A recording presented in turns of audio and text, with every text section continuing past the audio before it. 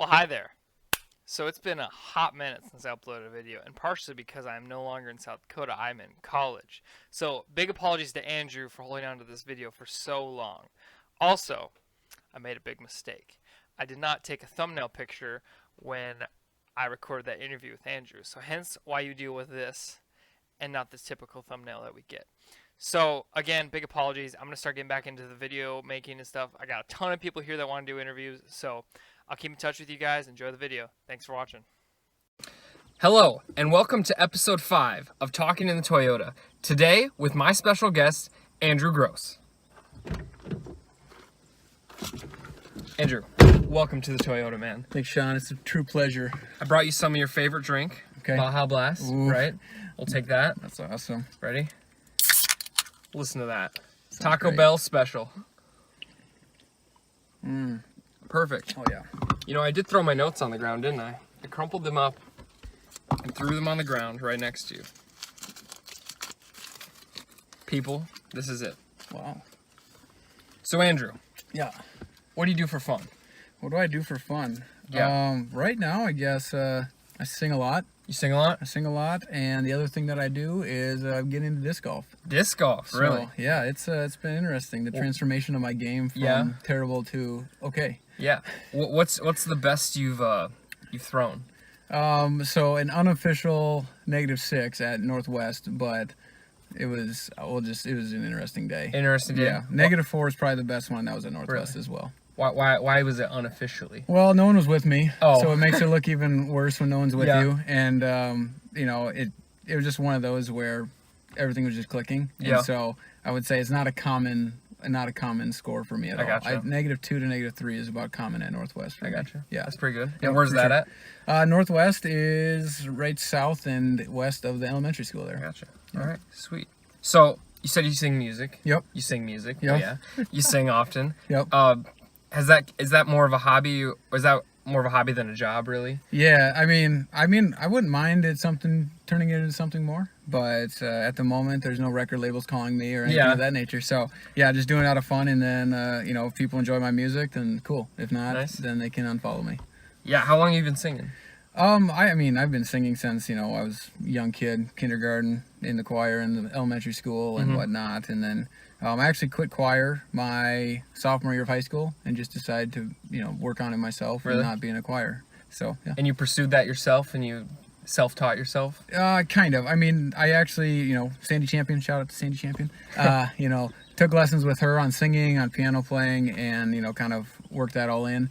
And because of that, I'm quite a bit better than where I was when I came into college. Yeah. So, for sure. Nice. So, college. Where did you go to college? Oh, gosh. You want the long story or the short story? We want the long story. The long Go with story the here. long Okay, story. here we go. So the long story is this. I came to DSU and really enjoyed the first year, but I wanted to pursue worship leading or worship pastoring. Mm-hmm. And so then I went to a city called Minneapolis and into a small school called North Central. Mm-hmm. And North Central University, I played basketball, I played baseball. I was in a few bands there and whatnot, but I just was a different exposure to me. I grew up Mennonite, and that's Yeah. Assembly of God, which is almost bipolar opposites of like worship experiences. And so because of that, I transferred down to Oklahoma Wesleyan the next semester. Woo-hoo. I'm going there. And so, yeah, that was a good experience too, but then I realized I don't need a piece of paper to tell me I can lead worship. Mm-hmm. So after that, I decided to go into education, went back to DSU, graduated from DSU, and yeah, the rest has been history. I've been in Madison since. Do you still help out at DSU? Yeah. Different things. I used to be a youth pastor, college pastor, Mm-hmm. so I'd be on campus quite a bit. I still help with some ministries, Campus Crusade for Christ, things of that nature. But I'm also an assistant track coach and coach pole vault at Dakota State. So it's a fun time. I get to still pole vault and hang out with young kids and keeps me young. Nice. Yeah. You said you played basketball in college. Do you Yeah. still play basketball? Yes and no. Yes and no.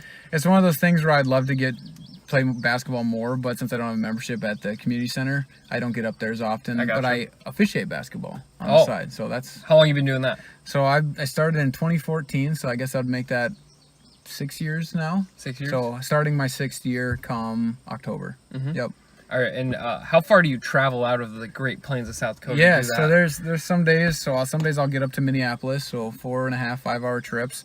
I've gone as far south as Winter, or southwest, I guess, as Winter, Colomb. Get down to Irene, up to Clear Lake, Watertown. You must be good. So I'm all They're right. pulling you I'm from not- everywhere, Nah, right? nah, just whoever will take me. Whoever will take me. I gotcha. So is that kind of a full-time job you're doing? It could develop into a full-time job, Mhm. you know, just as far as you can climb up the ladder, get into Division Yeah. 1. Yeah, it could be a full-time job. But right now it's just a hobby. Yeah. So what do you do for a living right now? Yeah, for a living right now, I do the great thing of delivering food to people in Sioux Falls. Yeah. So whether that's DoorDash, Grubhub, I did do Lyft and Uber for a little bit, but I realized those weren't paying as well as DoorDash and Grubhub, and so especially during the pandemic, you know, it paid pretty well to drive people their food, and a lot more people I think were ordering food during that time because you know they just didn't want to go out or they wanted to be safe within regards to that. So. I mean, So it's paying well given the current yeah, circumstances. correct. And I mean, it's one of those things that people always want to eat. Exactly. And need to eat to survive. For the most part, everybody can, you know, some people can walk. You know, they Yeah. don't necessarily need to take a Lyft or an Uber, Mhm. especially when the weather's well. So that's the way I weighed it and like, which one do I want to do more?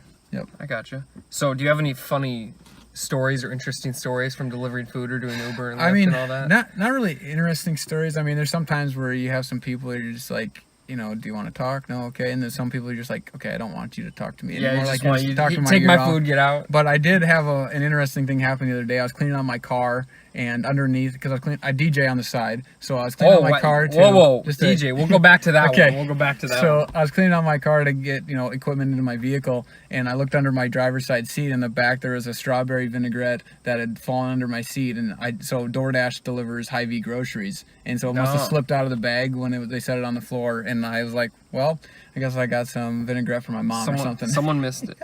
Yeah. So, you ref basketball. Yep.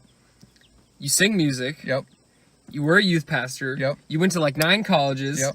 You Uber Eats, DoorDash. Yep. And you DJ. Yep. Tell me about the DJ, please. Well, DJ isn't the fancy like sweet turntables and Yeah. the headset and you know this sort of thing. It's nothing like that. It's more just I find music, I play it, and a lot of times it's wedding receptions. I mean, there's sometimes I've done a karaoke thing out at the Hillside. Shout out to the Hillside. And so I've done different events like that. Mostly though, it gears around weddings and wedding receptions.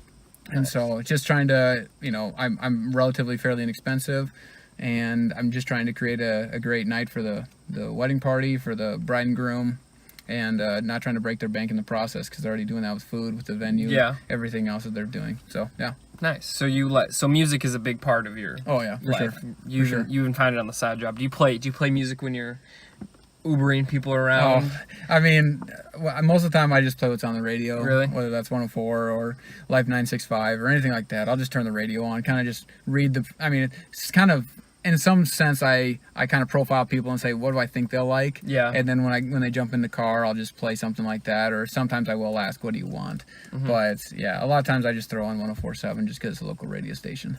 I gotcha. So, has this whole pandemic affected you greatly? Not so great? A little bit, but I think it's for other reasons than, you know, maybe what you would think the pandemic would. Yeah. My computer last week just crashed, and so I have to buy a new computer. So it's not, has nothing to do with the pandemic It's at just, all, like, but just the fact happening. that I have, Yeah. So just different things like that have been happening, have been affecting me, but nothing like specifically COVID related. Like I not gotcha. sadly, but like good, but not good at the same Yeah. time. So you've still been able to find games to officiate? Yep. Right? This whole summer I've umpired baseball. so- Baseball 2. Yep. Baseball 2. Yeah. So this summer I've umpired baseball, and that's been nice because that's another source of income to help bring in. Have you had games canceled because of? There COVID? hasn't been a game canceled because of COVID. I have had games canceled because they didn't have enough players. So Maybe because of COVID. no, I don't think so. I think just most of the games I've done were older guys. It's called the amateur leagues in South I Dakota, gotcha. and so they're older people, and sometimes they're just sore and can't, or Yeah. they're working and they can't make a game. So I that's the gotcha. only reason. I Yep. gotcha. So, have you been enjoying doing that? Umping baseball? Also? Yeah, it's been fun. I started when I was like 14 or Oh, really? maybe 12. and then really got into it the last 2 years. I've been getting Mhm. into it more, and I actually got to do the 16U state championship. Nice. So that was a fun one, except for being yelled at by parents. But Well, besides yeah. that, it was really fun. That'll happen in all Yeah, sports, for right? sure, for sure. And you got to learn how to, have a thick skin and just brush it off.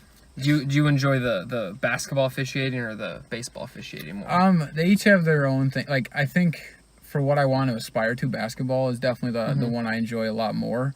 And there's different times you can interact with people. A lot of times as a baseball umpire, you're only just talking to the catcher. So if the catcher's like really fun to engage and talk with, Yeah. sure, the game goes well. But I just really enjoy basketball. You can interact with all the players, you can interact with the coaches. Sometimes the fans, like not in a rude way, like turn around and say, "Hey, shut up," like not Yeah. that, but sometimes you can say some funny things to them, Yeah. or even sometimes you'll have some guys come out of the stands when you're at halftime or in between a timeout, and you're right by the sideline or something. They're like, "Yeah, I used to officiate back in the day," and they tell you a few stories. So it's kind of fun. It's more fun to do that, in my opinion. Do you have any interesting stories of parents getting angry? I mean, I really don't. There's been a few. I mean, obviously, the state tournament one, there's a guy that kind of freaked out, and Yeah. just it's what it is. But I'm not gonna lie, the best atmosphere kind of to officiate at. It's called Martin Luther College. Some of you may or may not know what that college is. If you go to Bethel, you might know Bethel, Minnesota. But Martin Luther College, their whole like men's football team and their student section is just crazy. Like they'll wear costumes to every game.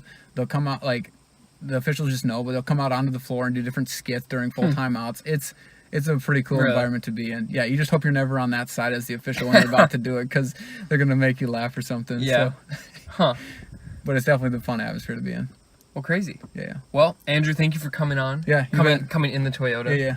Hopefully none of us have COVID, or we both have COVID now. But whatever, I guess. And Andrew Gross, the musician, the DJ, the Uber, the ref, the everything. Yeah. Thank you so much for watching. Tune in next time when I interview someone also. Adios, amigos.